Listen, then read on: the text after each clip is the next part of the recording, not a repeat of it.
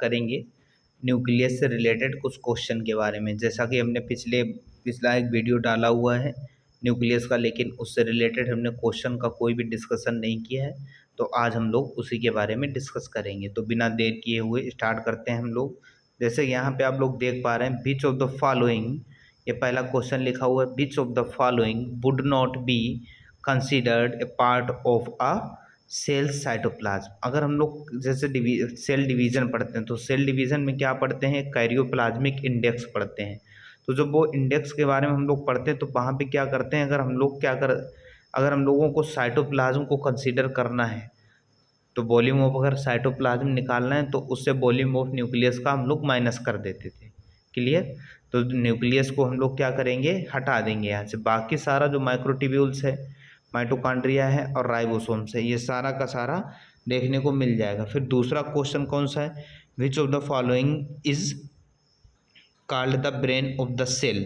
अगर हम लोग बात करते हैं कि अगर ब्रेन ऑफ द सेल क्या है, तो ब्रेन ऑफ द सेल हम आप लोगों को बताएं, ये होता है न्यूक्लियस।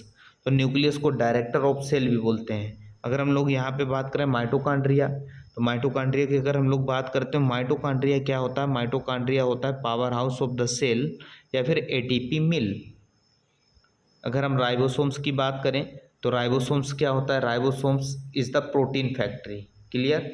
फिर प्लाज्मा मेम्ब्रेन क्या है, ये आउटर मोस्ट कवरिंग या thin layer of the cell. Clear. फिर नेक्स्ट क्वेश्चन है, the nucleus was discovered by. Nucleus को किसने डिस्कवर्ड किया था, तो न्यूक्लियस को डिस्कवर्ड करने के लिए देखिए पहला साइंटिस्ट यहाँ पे दिए गए हैं, रॉबर्ट हुक। तो रॉबर्ट हुक ने क्या किया था भाई साहब, रॉबर्ट हुक ने सबसे पहले सेल को डिस्कवर किया था। क्लियर। फिर इसके बाद में आते हैं एक साइंटिस्ट बिरचाऊ। यहाँ पे दूसरे साइंटिस्ट कौन से, बिरचाऊ। अगर हम लोग बिरचाऊ की बात करते हैं, बिरचाऊ ने एक कंसेप्ट दिया था ओमनी सेलुला ई सेलुला, जिसका मतलब क्या होता है, every cells is arise from the pre existing cell. Mean that कि जितनी भी सेल्स हैं वो पहले वाली सेल से अराइज हुई हैं। फिर आते हैं रॉबर्ट ब्राउन। रॉबर्ट ब्राउन ही वो साइंटिस्ट हैं जिन्होंने क्या किया था, न्यूक्लियस को डिस्कवर किया था। क्लियर।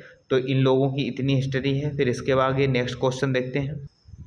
नेक्स्ट देखिए क्या है, the common feature among nucleus, chloroplast and mitochondrion is.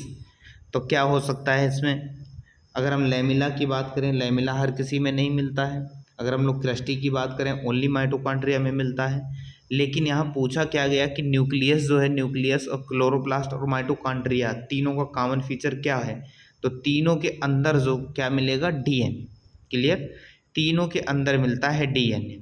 फिर हम लोग बात करें, DNA is mainly found in, बोला कि डीएनए है मेनली किस में पाया जाता है, तो पहला ऑप्शन देखते हैं ओनली न्यूक्लियस। क्लियर। दूसरा ऑप्शन है न्यूक्लियस एंड सेल वॉल। तीसरा यहाँ पे साइटोप्लाज्म ओनली। और चौथा है न्यूक्लियस एंड साइटोप्लाज्म। तो भाई साहब सेल वॉल में कोई भी डीएनए नहीं मिलता है, साइटोप्लाज्म में भी डीएनए नहीं मिलेगा और साइटोप्लाज्म ओनली में भी डीएनए नहीं मिलेगा। तो एक ही ऑप्शन रह जाता है, कौन सा, वो है न्यूक्लियस। क्लियर। फिर इसके बाद में the cell, in a cell DNA is found in, बोला कि सेल के अंदर डीएनए किस में मिलता है। तो हम लोग अगर डीएनए के अंदर अगर हम लोग सेल के अंदर डीएनए की बात करें, तो यहाँ पे पहला ऑप्शन पढ़िए, न्यूक्लियस, माइटोकॉन्ड्रिया एंड प्लास्टिड, सही बात है। दूसरा क्या है, nucleus, mitochondria and Golgi body, नहीं, गोल्गी में नहीं मिलता है। फिर इसके बाद में हम लोग बात करें माइटोकॉन्ड्रिया, गोल्गी एंड प्लास्टिड, तो इसमें माइटोकॉन्ड्रिया और प्लास्टिड तो ठीक है, लेकिन गोल्गी दे दिया गया, तो उसकी वजह से ये भी क्या हो जाएगा, इनकरेक्ट हो जाएगा। न्यूक्लियस, गोल्गी एंड प्लास्टिड, सही बात है, लेकिन यहाँ पे क्या है, गोल्गी दिया गया। तो इन तीनों को क्या कर दिया जाएगा, गोल्गी की वजह से। देखिए गोल्गी गोल्गी गोल्गी, अगर आप लोगों को ये पता है कि गोल्गी में नहीं पाया जाता है डीएनए, तो उससे ही तीनों ऑप्शन को डिस्कार्ड कर देंगे आप। फिर बचता क्या है यहाँ पे, न्यूक्लियस, माइटोकॉन्ड्रिया एंड प्लास्टिड। तो बात सही है भाई साहब। प्लास्टिड में जैसे क्लोरोप्लास्ट का स्ट्रक्चर अभी हमने आपको बताया, लेकिन हमने यहाँ पे माइटोकॉन्ड्रिया और न्यूक्लियस इन दोनों के लेक्चर यहाँ पे डाले हुए हैं, तो आप लोग एक बार विजिट कर सकते हैं। ठीक है। तो पहला ऑप्शन सही हो जाएगा। अब नेक्स्ट क्वेश्चन देखते हैं। नेक्स्ट क्वेश्चन की बात करते हैं, काफ़ी इंपॉर्टेंट क्वेश्चन है और काफ़ी इंफॉर्मेटिव भी है। तो यहाँ पे लिखा है, an animal cell was grow in a culture medium containing P32 nucleotide. अगर यहाँ पे दे दिया P32 मतलब फास्फेट दे दिया तो ये पक्का पक्का किस में करेगा, न्यूक्लियस। और भाई साहब न्यूक्लियस अभी हमने बताया कहाँ मिलता है, क्लियर। सॉरी, ये बात करेगा किसकी, न्यूक्लियोटाइड की अगर बात कर रहा है तो ये किसकी बात करेगा, डीएनए की, क्लियर। तो डीएनए में अगर हम लोग बात करते हैं क्या मिलता है, फास्फेट, क्लियर। यहीं पे अगर सल्फर 35 दिया होता तो प्रोटीन की बात करता भाई साहब। तो यहाँ पे दिया गया है P35 मतलब 32 मतलब ये बात कर रहा है किसकी, फास्फेट ग्रुप की। और फास्फेट ग्रुप भाई साहब डीएनए में ही देखने को मिलता है।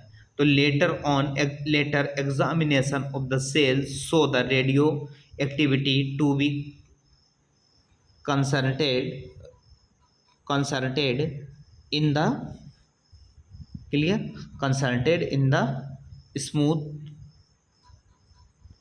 और इसके बाद में स्मूथ और रफ गोल्गी एंड न्यूक्लियस, ठीक। तो इसमें क्या हो जाएगा, न्यूक्लियस, ठीक। अब इसके बाद में हम लोग नेक्स्ट क्वेश्चन देखते हैं। नेक्स्ट क्वेश्चन क्या है, the role of the nucleus in a morphological difference was discovered in. देखिए भाई साहब, बड़ा इंपॉर्टेंट क्वेश्चन है, इसमें भी काफ़ी सारी इंफॉर्मेशन छिपी हुई है। The role of the nucleus, clear, role of the nucleus पूछ रहा है तो किस में देखने को मिलेगा, यहाँ पे गार्डन पी, ठीक है, discovered in garden pea bye Mendel. नहीं भाई साहब, गार्डन पी मेंडल में नहीं किया। मेंडल तो कौन है, जेनेटिक के फादर हैं। अगर हम लोग बात कर रहे हैं किसकी, ड्रोसोफिला बाय मॉर्गन, ड्रोसोफिला में भी नहीं। अगर हम लोग एसिटिबुलेरिया बाय हैमरलिंग, ये बात बिल्कुल सही है, एसिटिबुलेरिया नाम के ऑर्गेनिज्म है, हैमरलिंग ने इसको डिस्कवर्ड किया था, क्लियर। न्यूरोस्पोरा में भी नहीं है। आज हम लोग इतने ही क्वेश्चन रखते हैं, बाकी हम लोग नेक्स्ट वीडियो में देखेंगे।